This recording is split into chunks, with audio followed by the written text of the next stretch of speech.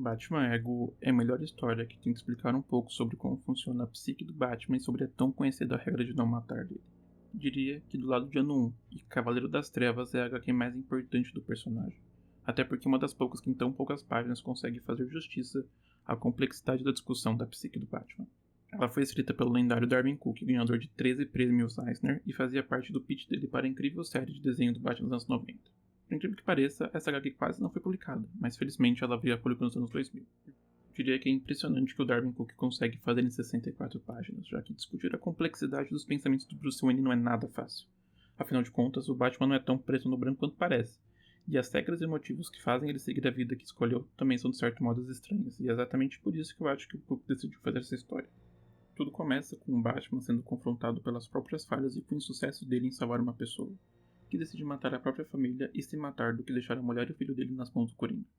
Mas o que eu acho realmente interessante nesse ponto é que ele decide se matar mesmo com o Batman garantindo que o Coringa tenha sido preso, o que não gera nenhuma sensação de segurança, até porque enquanto o Coringa for vivo, Gotham sempre terá alguém para se preocupar. Esse é o ponto inicial para todas as discussões que envolvem o Batman, até porque se ele é um protetor do povo de Gotham, por que ele não se livra daqueles que existem apenas para complicar a vida das pessoas de Gotham?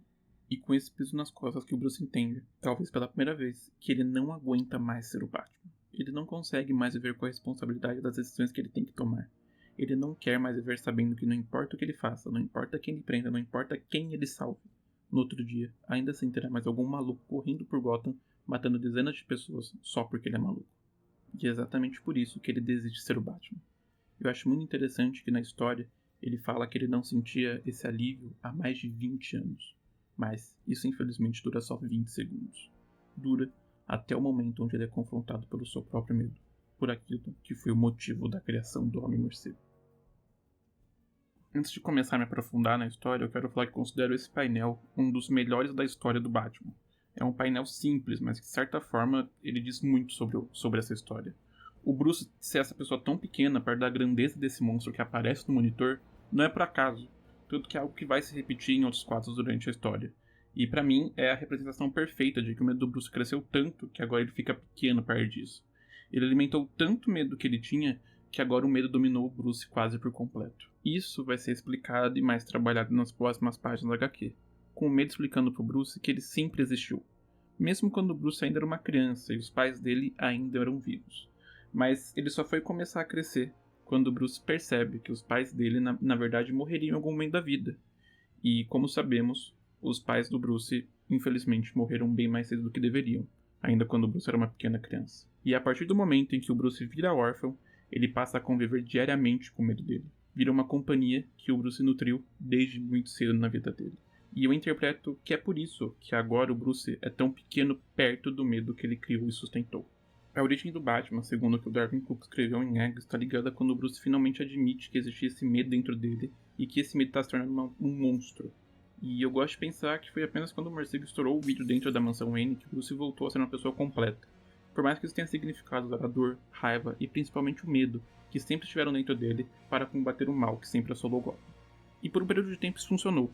Gotham começou a melhorar, mas mais uma vez a felicidade do Bruce durou pouco. Sempre que eu releio o Batman Ego, eu chego à conclusão que essa é uma história também sobre como o Coringa é o maior vilão do personagem. E acho que uma forma de representar isso é dizendo que o Coringa foi o único a conseguir fazer o Bruce desistir de ser o Batman, mesmo que tenha sido por pouco tempo, 20 segundos, mas ele conseguiu. Tanto que o medo fala para o Bruce que outros tipos de criminosos estavam surgindo em Gotham, como o Pinguim, a Mulher Gato, o Duas Caras. Porém, nenhum deles conseguia se comparar à força destrutiva de morte e caos que o Coringa era. Talvez nem se juntar todos os vilões do Batman eles cheguem ao mesmo número de pessoas que o Coringa já matou ou enlouqueceu. E é por esse exato motivo que o medo fala para o Bruce que é necessário matar o Coringa. Eu acho legal que a primeira reação que o Bruce tem quando confrontado com essa afirmação é dizer que eles não são assassinos e que não haverá sangue nenhum na mão dele. Mas, como o próprio medo do Bruce fala, não adianta nada o Bruce ter a regra de não matar se isso implica em deixar um louco como o Coringa vivo.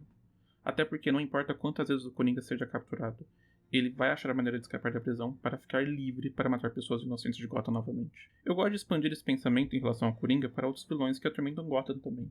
E penso, o Batman é culpado por todos os problemas da cidade? Se o Batman, que era para ser uma força da natureza do bem, não consegue dar conta dos problemas da cidade, então qual a função verdadeira do herói.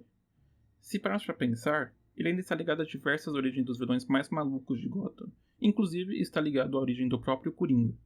Mas isso é uma resposta que o Darwin Cook nos dará conforme a história for passando. Depois do Bruce não ter aceito a proposta de matar o Coringa, que o medo dele se irrita. Ele se irrita ao pensar que o Bruce queria desistir de ser o Batman simplesmente por querer a vida dele de volta ao normal, deixando para trás tudo que ele já tinha construído e conquistado como Batman. E tem uma coisa que o medo dele fala que eu acho muito legal em relação a isso. Se me rejeitar, se tentar me enterrar de novo no seu subconsciente, eu juro que vou atormentá-lo até o último dia de sua vida. Essa frase é o exemplo perfeito de que não importa o que o Bruce faça, não importa o que ele tente, o medo dele sempre vai existir. Não adianta o Bruce achar que parar de ser o Batman irá trazer paz para ele, porque não vai.